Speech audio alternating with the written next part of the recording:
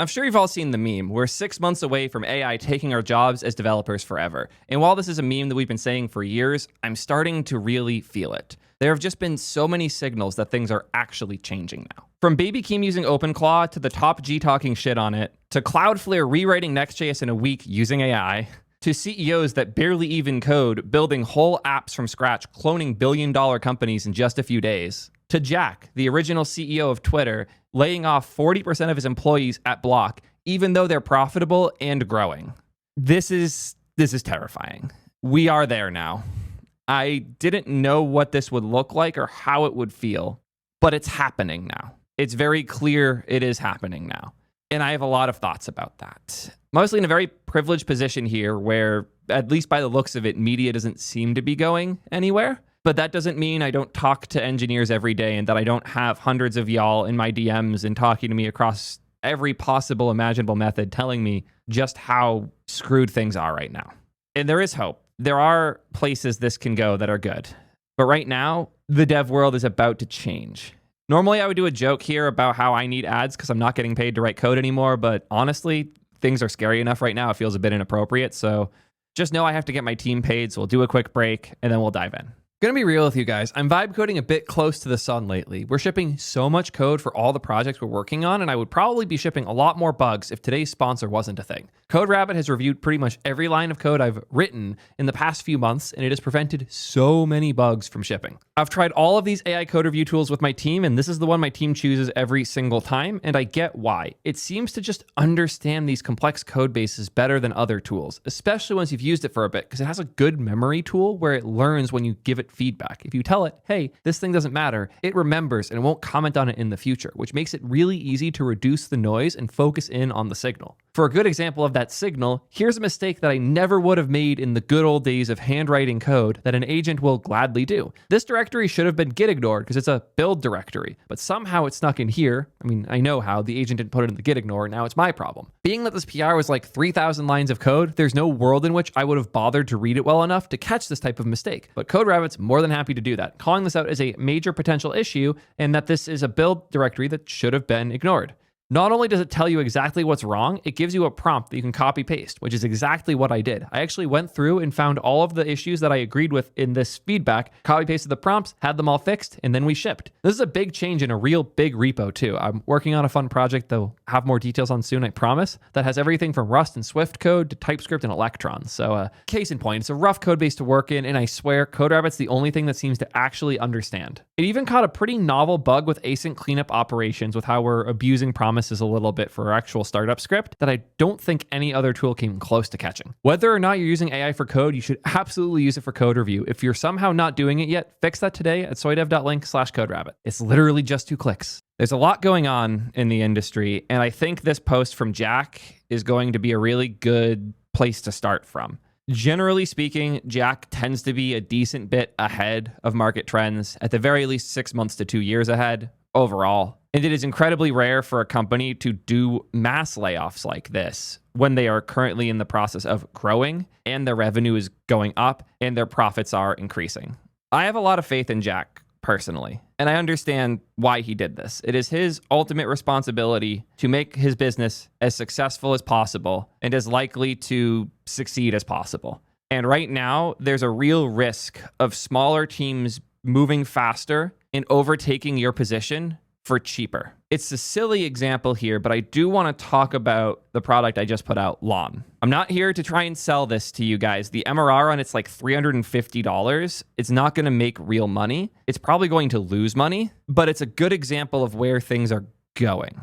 Lawn is an alternative to Frame.io. Frame.io is a video review platform, kind of like doing code reviews and PRs, but for video teams. It's how we have managed our video pipeline for a while. Whenever my editor Phase finishes an edit, he would upload it onto Frame so that my team could review it. Whenever we have a new ad spot that needs to be approved by a brand, we put that up on Frame for them to approve.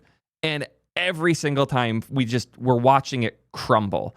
I swear I never went to Frame.io without having to re-sign in because they broke auth all the time. The share links were an absolute mess. I never knew when something got to one of the companies we were working with if they had responded or not. It was just a rough time. So I decided to make my own alternative, largely just to explore the space and play around with these AI dev tools. I really didn't think we would ship this. I really didn't. But it just kept going. And I didn't sit and work on this full time. Obviously, I'm very busy. I have a company to run. I have a lot of other product that we're shipping. I have a channel to run. I employ like 15 people across all these surfaces. I don't have time to sit there and code for 8 hours a day. If I did, I would guess this product would have taken me about a month or two to make, and then a couple more months to refine and get all the core pieces in properly. I was able to build it in 2 weeks. I was able to build it in 2 weeks in the background as I did other things. That's crazy. I have not written a single line of code in this project. I've read a little bit of it. I structured a bunch of APIs and like core application logic stuff with the AI where I described how it should be structured,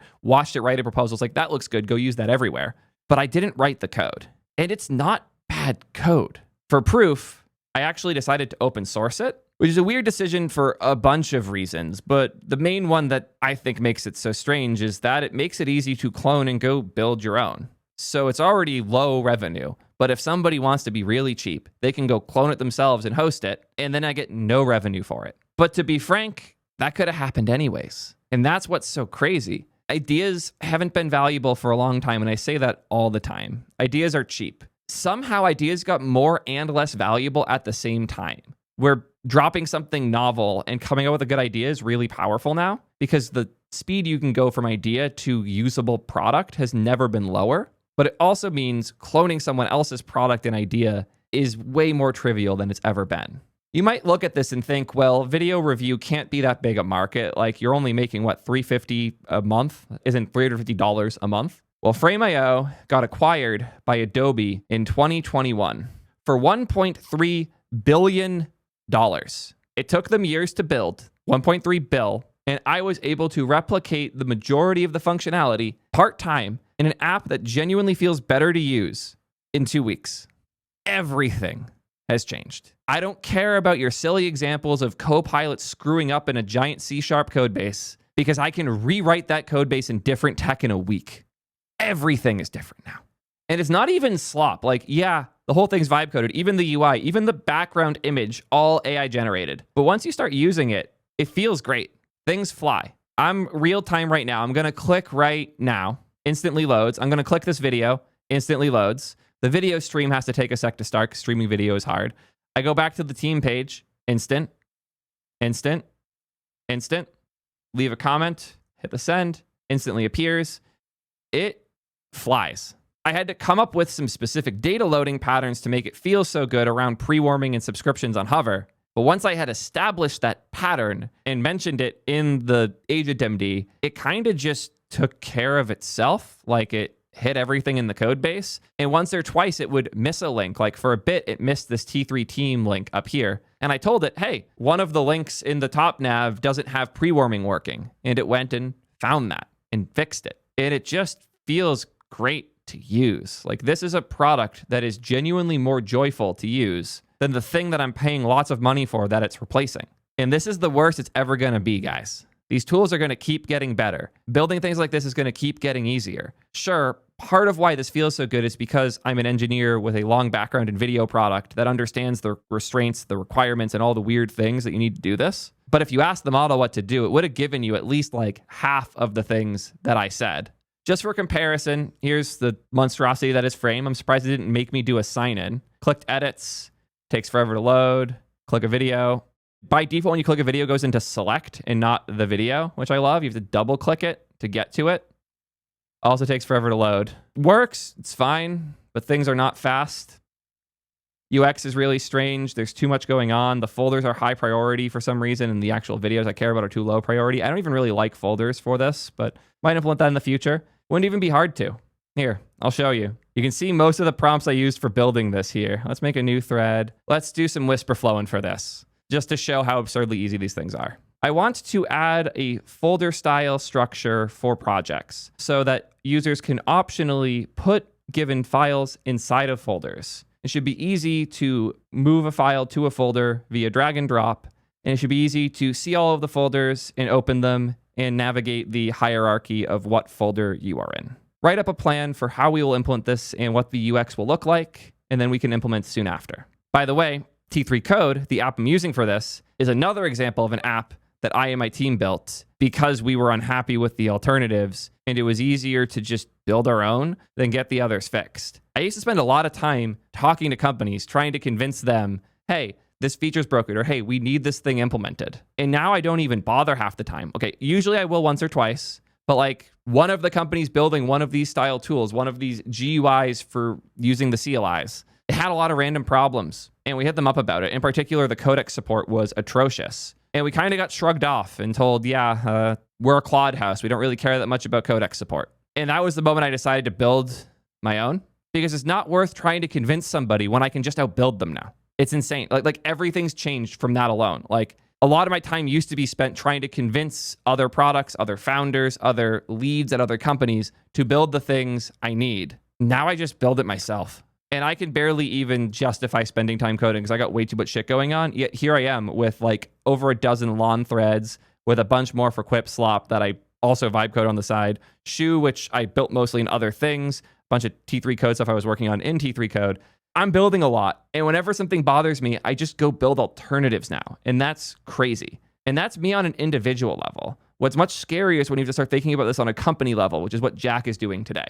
Should probably talk about what Block is. Block is the company that Jack made after Twitter. They operate Square, Cash App, Afterpay, Tidal, which is my beloved music app. I still use Tidal for my listening every single day. I'm going to submit them some prompts that I want them to implement ASAP. I love Tidal. I hope that the Tidal team doesn't get hit too hard with these layoffs. BitKey, which is a new one. I think it's a crypto like hardware wallet. And then Proto, which is some type of server rack stuff. Not as familiar with those. But Square and Cash App are slaughtering. These two make a ton of money and fund most of the business. Another thing worth noting for most of these businesses is they're not things you can go re-implement. You're not going to just go vibe code an alternative to Square, Cash App, or Afterpay, because these are as much about the weird agreements and process with financial companies as they are the actual code that was written. The code for all of these absolutely could be rewritten in days, and they might even do that now themselves. But the infrastructure, the partnerships, the deals with the credit card providers, all of that can't be remade. Same deal with Tidal. The negotiations they have done in order to build up the library they have, the payment structures and systems to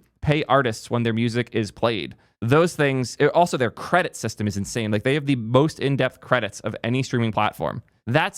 Partnerships and data are not things you can replace via vibe coding. You can replace the code, but nothing else. So anybody whose product is built entirely on top of code, they're a little bit screwed. Despite knowing that as the CEO, like Jack knows they aren't as displaceable due to the nature of their product and the partnerships and deals and space that they are in.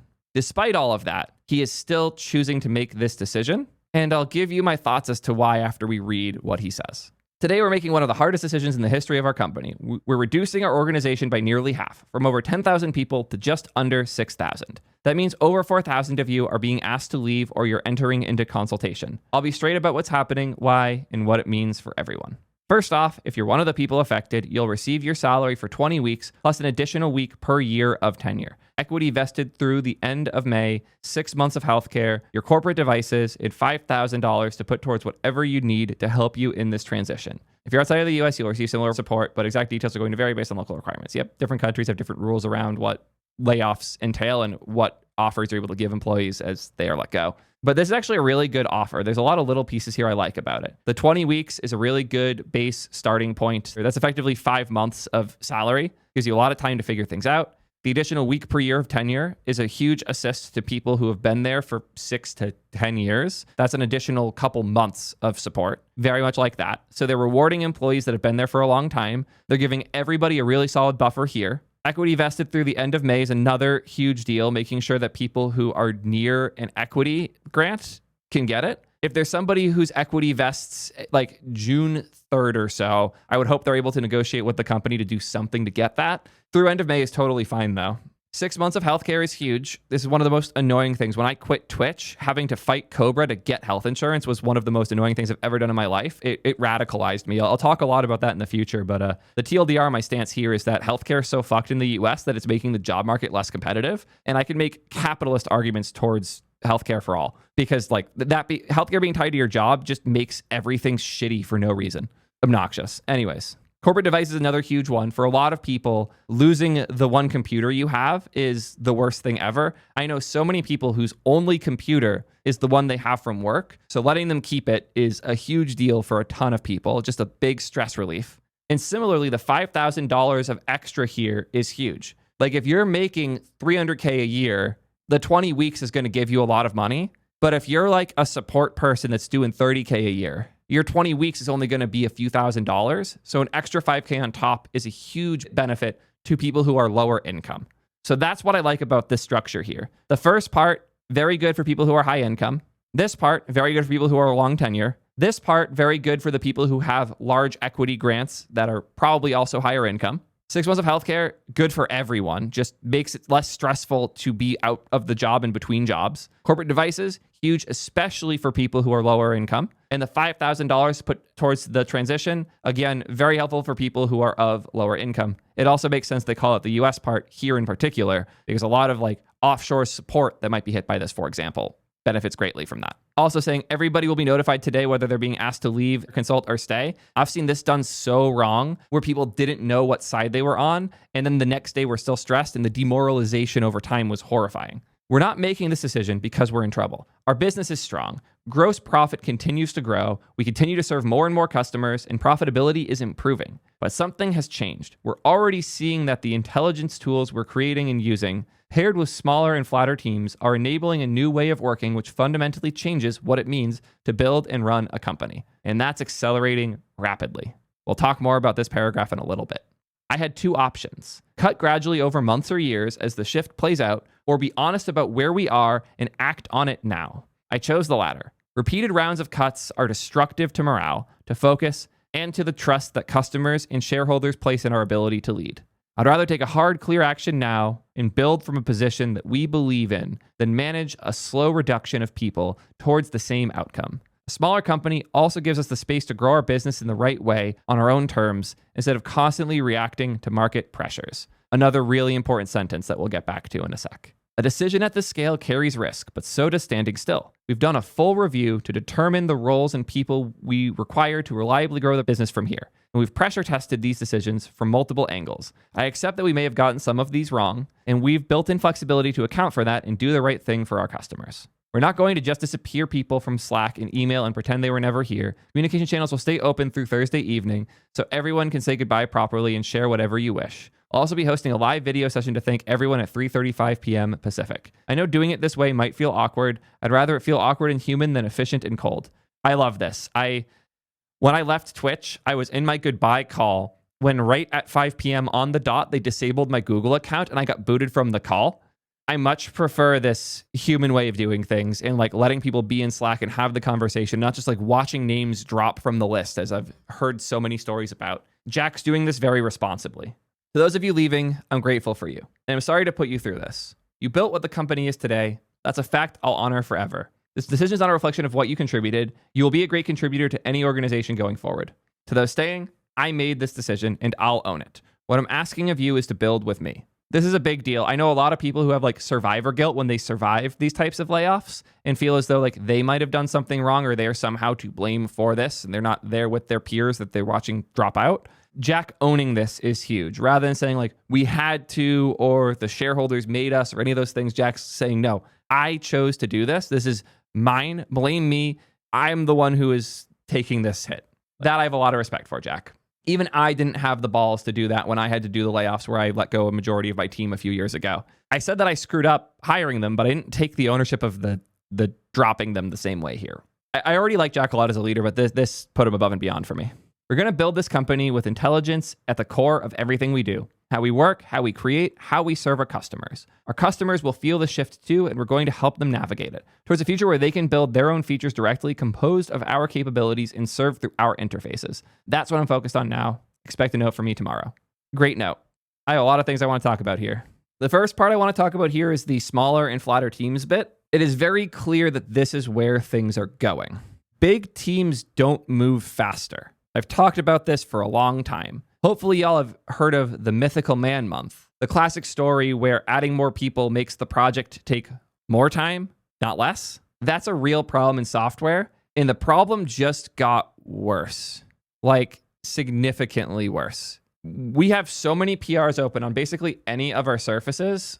Like in T3 code alone, we have 13 PRs that Julius has opened that I haven't had any chance to go look at or test anything in. more people does not mean more review getting done. It means more PRs and more orchestration to make sure people don't step on each other's toes and that things don't break in egregious ways. More people slows down the iteration here. The workflow Julius and I have taken for T3 code is effectively on any given day or any given time, we choose who owns main and who doesn't. And the person who owns main just ships to main all day, and the other person does other shit. That's such a huge shift in how we build, and it's letting us outbuild OpenAI with their equivalent with the Codex app, which is a team of significantly more people. I know it's at least 20 because I met a bunch of them. The fact that Julius and I can ship at a similar speed with just us two taking turns on the project shows just how much the smaller focused team matters here. Lines of code are no longer the bottleneck. This is an absurd shift in how everything in our industry works. This is hard to put into words just how much shit has changed as a result. This is the equivalent of software no longer being distributed on disks, but probably bigger. I don't even have a gut feel for how much code is in any given project. Let's see what we have in Lawn. Okay, so Lawn is about 16K lines of code, 15K are TypeScript. T3 Chat's nearing 100,000 lines of code. T3 Code, which again, vibe coded by Julius and me, already at 52,581 lines of code. In just like 2 to 3 weeks, T3 Code is already half the size of T3 Chat. Lines of code doesn't matter anymore. Lines of code effectively are free now. Tests matter. Tests matter a lot, and there's a whole dedicated video for that in the near future. But lines of code don't. And the only thing more eng helps with is lines of code. Historically, more engineers meant more code. That was how we would hire. When we had all of the things we knew we needed to do, we had a roadmap of things we had to add to the product, and we just didn't have the manpower to write all the code for it. That's when we would start hiring up teams. Things were so crazy that companies would hire great engineers just to keep other companies from getting them, even if they didn't have work for them to do. That was a real thing that used to happen in the early FANG days between Amazon, Google, Microsoft, and others, trying to keep the best engineers away from the other companies. Now that's changed. Not because more engineers doesn't mean more lines of code, but the process for how you deal with the code matters a lot more now. There's a pipeline of how features ship. You know what? We're going to do this downwards, where at the top there is user problem, whatever the issue is that the user has. At the bottom is shipped solution. And there are always steps along the way here. I just wrote out all the steps quick because it's easier that way. You describe the problem, identify a solution, scope and assign the work, write the code, review the code, test the code, plan the release, and then do the release. Generally speaking. More engineers helps here and here, maybe. There's like 2 dimensions to this column though. There's how much is this happening and how long does it take for any one particular piece of work. For every like 500 problems that users have, you'll be lucky to clearly describe 100 of them. You'll be even luckier to identify solutions to 50 of them. You'll eventually scope out and assign work for 15 of them. You'll actually get people to write code for 5 of them. And then from here down, things tend to stay pretty consistent. Like by the time people are writing code, since the code is so expensive, the majority of the code people write at a company where they're paid to gets through everything else till it eventually comes out. This part was too expensive to be lossy. We put a lot of work from the top down to refine the things that made it to eng, because if it made it to eng and wasn't actually worth it, you just wasted a shitload of time. Now, you can literally take the user problem, paste the screenshot into the agent, and skip all the way down to here. That's insane. That changes fucking everything. If I can take a user problem, just take a screenshot of them tweeting at me, paste it into Claude Code, and get the bug fixed, this whole pipeline has been destroyed. And the stronghold we had here, where everything from here down was too expensive to fuck up, and also too high skill to easily staff up in. So if you wanted to increase the amount of work getting done, you had to hire more people to do the code writing. That's just over now. The person who scopes and assigns the work can do the writing now by kicking it off to an AI. And if you help them skill up a bit in how they spec out the work, the AI can get better at writing it. I would argue that the role of devs is shifting down here, where we'll do more and more of the review. That's even slipping due to all the AI review tools, and now we're stuck doing the testing and manually verifying the stuff. There's a real chance that somewhere on this computer, I have a groundbreaking developer experience sitting there because I have dozens of work trees trying out theories that I forget about before I ever test them. There are multiple projects on this machine that I'm very excited about that I spun up terminals to go build on forever ago that I then had to reboot and I forgot where they are and haven't even bothered to go double check. Like, that's insane that there is work on my computer that might actually be really useful to me and others that I haven't even checked yet, because the checking is the expensive part now. Are you ready for the harshest reality check here? Most engineers are really bad at this. Even like the best engineers I know are atrocious at QA. I cannot tell you how many times I got to work with like top 100 in the world type engineers. They shipped something that looked really good, seemed really good, made a lot of sense, was well aligned with the goal of the project. And then I try and it just doesn't fucking work at all. And that's not even just like writing unit tests, writing integration tests or anything like that. It's using the fucking thing. Most engineers are terrible at that. And historically, that's been okay because there was such a desperation to fill the hole that was writing code that we would do anything for it. And now that's over. Another way to think of this is as a funnel. At the top, we have like every single thing that's gone wrong in our product for every user. And then all the way to the bottom here, we have shipped stuff. So it has to make it all the way to the bottom, not fall out of the funnel along the way. And each step along here required some level of refinement. So describe, problem, write code, you get the idea. The funnel. We've all seen a funnel like this before. This is just kind of what reality looks like, at least looked like. As you go further and further down, the number of things left would decrease. And the really fucking strange thing that is going on right now is that this looks like this now. There is no longer a funnel at the line that we own as devs. That's over. That is a very different world we live in, where if you've gotten to the point where you can describe the work as tickets, you've gotten to the point where the work can be completed. For the vast majority of development work, the vast majority of the time, the majority of apps are just shitty CRUD apps that need small one-off bug fixes and features done constantly. And for almost all work, things just shifted fundamentally. And if you have had this realization, you know that this step here, writing the code, is no longer the edge, that having enough engineers is your win. That like, realistically speaking, I could not have competed with Frame.io 2 years ago.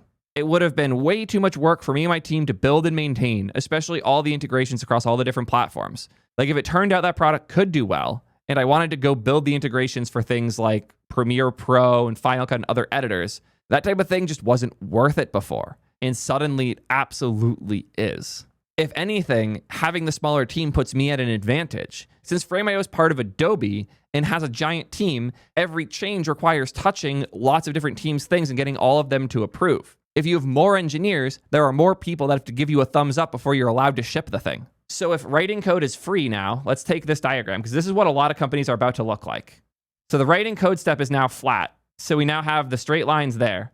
But with the devs having to approve things, it's going to look like this. It's going to be an even steeper gradient, making it even harder to actually ship the things that have been made. And this is going to piss off everyone. Every product manager, every exec, every person at a company that knows anything about what their competition is doing is going to look at this. They're going to experience this. They're going to feel this. And they're going to realize, wait, writing code just got so much cheaper. Everything we spec gets written. Why is none of this shipping? And more than anything here, I am saying this part out of experience because we had this happen too. We had users report problems in T3 chat. We clearly described what the problem was. We came up with a solution. We started planning out that work. We would not necessarily always make tickets. We don't always use linear for things. Sometimes we just use Notion and write out what we want to do. Sometimes we just message each other on Discord. We would get pretty far in, and then eventually when an eng had the time, they would go write the code. Then we just started kicking those things off in the background and ended up with hundreds of PRs just kind of sitting there not shipping because everything else didn't get easier. And having more people that have to approve of things made it even less likely to ship.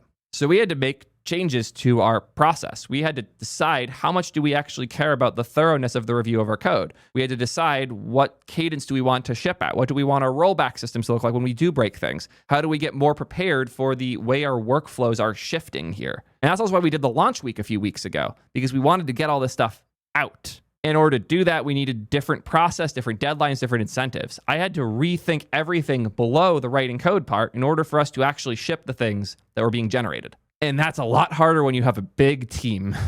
Big teams are kind of like aircraft carriers, where they can ship a ton of stuff at once, insane distances in relatively absurd speeds. But if they have to change course, if they have to change direction, it takes days for them to just do a turn, because the ship has so much inertia that shifting becomes nigh impossible.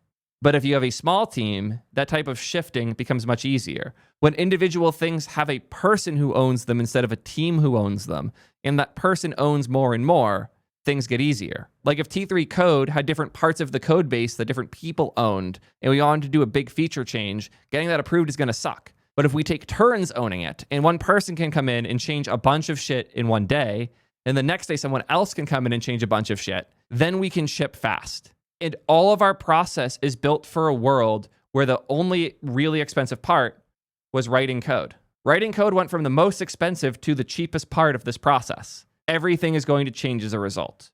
I don't know what that's going to look like. I'm not going to sit here and tell you that our jobs are going away or that we're totally fine. I don't know yet. I don't know what the world looks like after code becomes so cheap it's nearly free. I know a lot of the things that are valuable now, like turning user problems into clear, concise plans, making sure written code is ready to ship, having good methods and good alerting systems to do automatic rollbacks, and having good safety nets in place for when things do go wrong, writing really thorough tests and doing really thorough QA. All of these things are more valuable now than ever, and developers hate all of them. The average developer is going to have a really rough time. This isn't because vibe coding isn't fun, to be clear. I've seen a lot of people saying they missed the craft. I don't think they do. I genuinely believe they're wrong. I think if you were to rank all the stuff that we do in a given day as a developer, writing code is one of the more fun ones. Reviewing code is one of the less fun ones.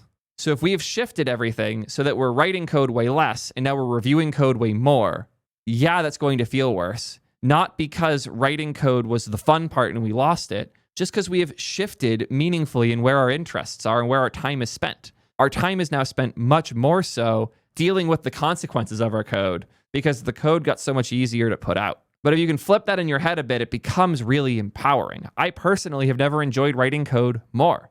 Yeah, I'm not writing the code myself, but there's something so rewarding about cracking the code, so to speak. Finding the right combination of description of the problem, technologies that the agents can use, harnesses that can be steered in a way to build in the right direction, ending in a product that's actually useful. I've never built more. I have so many projects that I'm working on right now, and I'm going to actually ship a bunch of them. I'm so hyped. But you have to change your mindset a ton for that. And not just you and me as devs, the people running these companies and paying us our salaries too. That's a big deal. And that's where the next paragraph in the statement comes in.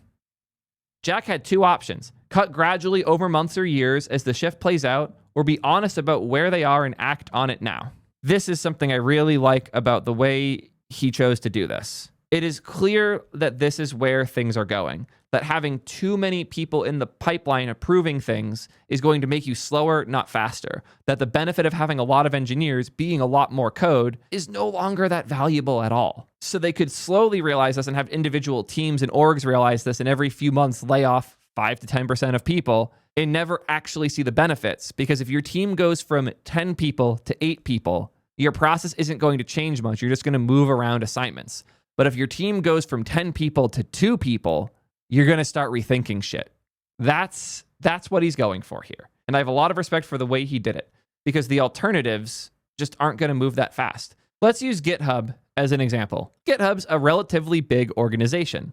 If a new AI model drops, there's an approval process that has to be gone through before they can ship that in Copilot. When Gemini 3.1 Pro came out, they managed to sneak it in relatively quickly into Copilot. I was impressed that they actually got this out this fast. You could use Gemini 3.1 Pro in the Copilot extension thing built into VS Code. I was trying to find a way to use Gemini 3.1 Pro reliably because there were issues with provisioning for it. Even the official Gemini CLI could not use it because, again, Google's a massive company. Getting things updated is nearly impossible there. Microsoft is similar.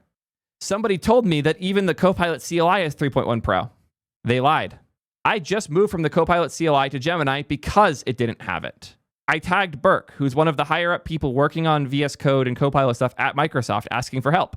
He said, it should be there for you. Tagged in 2 additional people who work on the CLI to help, saying what tier I'm on, how can we make sure it's there for him day 0. Unfortunately, this model is only available in VS Code and not in the Copilot CLI. We are working on it, but not an easy thing. I'm not trying to call out Evan here. I'm not trying to shame any employees or anything here. I just need us to have an honest moment. What the fuck do you mean it's not an easy thing? What the fuck does that even mean? I know what it means. It means the company's too big. It means that there are 10-person teams when there should be a 1-person managing the 3 other projects. Not only is this addition 1 prompt away, it's 1 line of fucking code. I hate to put it this way, but Jack's ahead of them right now. There's a very real future coming soon where the entire team is laid off and replaced with 2 people that can submit the right prompt to prevent shit like this from happening. This is a very real case where more people is making the thing less likely to ship. And this is just one I encountered a few days ago. There are hundreds of these every fucking day at every fucking company, I promise. And to be even harsher with this, the companies that don't make this change are going to get absolutely lapped by the ones that do. My little 3-person dev team should not be able to outship OpenAI on web with ChatGPT, in the desktop app with Codex app versus T3 code. Just wait, we're going to ship so much faster once we drop. I want to make sure that we're at feature parity for the core things before we launch, and then we're going to way outpace them. The fact that we're now out shipping Frame.io, absurd. And this is all just us 3 hopping between shit. The shape of teams has to change if these big companies want to maintain pace with the smaller ones. And to be more blunt, most places have not figured this out yet. For every company like Block that realizes this is where we're going and has made this change, there's 10 that haven't, and they're going to be screwed. The few companies that don't do this should be looked at very closely by you as opportunity. Any company that hasn't entirely rethought their engineering org by the end of this year is a company you should build an alternative to, because you will ship faster than them. The structure of companies that worked last year is a structure that puts them behind this year. You got to take the opportunity. There's so much room up for grabs right now. This is arguably comparable to the internet, where like Amazon crushed Barnes & Noble and then crushed everyone. I think we are at that moment again. And that means our jobs at existing industries are not sacred like they used to be. If your company currently has more engineers than they had last year, there's a very high chance there will be layoffs by the end of the year. Everything is changing. Block is just the start here. We're at the beginning of the end. I don't know what is ending, and I don't know what it'll be replaced with. I just want to make sure I raise the alarm bells, because I know other creators just make memes about how we're 36 months into 6 months until Eng is dead. Being paid to type in lines of code is over. Any place that hasn't realized that is just behind now. And that includes the major labs too, to be fully clear. I'm very thankful to be at a 3-person startup and maintaining about 15 people across all of my teams, instead of one of these 10,000 plus person companies that needs to rethink everything. Yeah, I don't got any wisdom here. I want to make sure we are being realistic about where shit's going. And I'm really not interested in the takes of the unemployed and people who aren't in industry and aren't watching this as it changes. I'm telling you guys this from the ground floor. I'm telling you this as somebody who spends a lot of time talking to startups and big businesses with all of the teams building all of these things, and how clear it is which ones understand and which ones don't, and how fucked the ones who don't understand currently are. If your company isn't forcing you to adopt tools like Claude Code, Codex, Cursor, and other things like that, they're already doomed and you should start hunting. We are there. Shout out to Jack for pushing me over the line here and making it even more obvious where things have gotten. And to all the devs in my audience, start talking to your users more, start talking to your designers, your product team more, start getting more involved in the release process, start getting more involved in the systems that allow these things to work, and start trying to automate your own job. Because through the automation of your work, you will find everything around it, and you'll be able to do more and more of that. Have more agency. Yes, this is the one thing the agents will never have. It's silly that agents won't have agency, but they won't. They won't have the initiative. They won't have the ownership. They won't have the focus, so to speak. They have to be given all of those things. And as long as you can provide that for them, and as long as you have enough understanding to build the right environment for it, as long as you use the product enough to identify the problems when it doesn't do things right, as long as you're just fucking locked in enough, you will turn this into a win. But the reality is that most devs won't do that. Not only are most devs working on product that they don't use, they don't even like their users. They don't even know their users. I've talked to so many devs that can't even name one of their customers. It's hilarious. And those people are fucked. If the agent knows more about your customers than you do, you don't have a job anymore. Get on it. I have no idea how this video is going to feel or what this sentiment's going to be. I'm going through it with this myself even. It's just that so much is changing, guys. I don't think anyone, even I, fully comprehend how much this is happening. But when I look at a product that I've used for years that I could rebuild in 2 weeks, and then I check Twitter and see one of my favorite CEOs laying off half their company due to the same things I'm working on the side. I can't just sit here and pretend everything's going to be the same. We all just have different, slightly jobs in the dev. No, everything is changing. And we need to be realistic about it. We're not in the middle. We're at the end. We're at the end of something. I don't know what it is yet, but I want to make sure we all know that at the very least so that we can be prepared for whatever ends up being next. Let me know how y'all feel. Am I going insane, or is this actually change happening now? And until next time, peace, nerds.